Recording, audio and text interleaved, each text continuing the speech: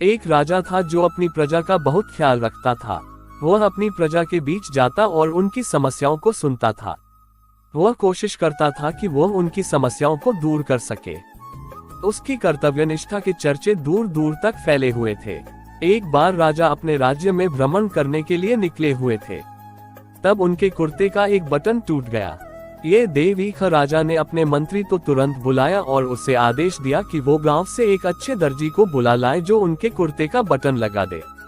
ये सुन मंत्री ने गांव में दर्जी की खोज शुरू कर दी। संयोग से उन्हें एक दर्जी भी मिल गया।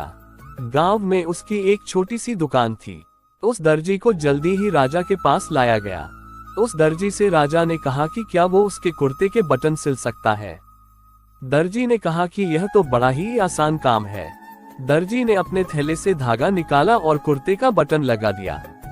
राजा बेहद खुश हुआ और उससे पूछा कि वो उन्हें कितने पैसे दे।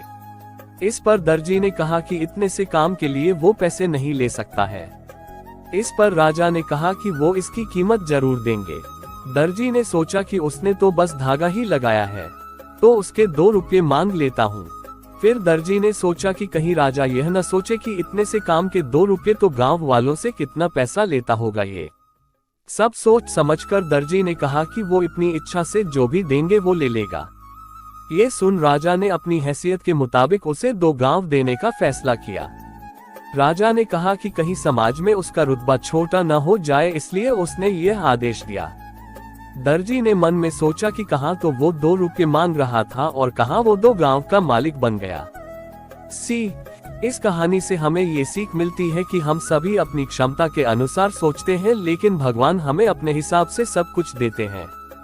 हम छोटा मांगते हैं और कई बार भगवान हमें उनके देने की क्षमता के आधार पर कुछ अच्छा और बड़ा दे देते हैं। इसलिए गीता में श्री कृष्ण ने भी कहा कि कर्म करो, फल की इच्छा मत करो, और यही इस कहानी का सार भी है।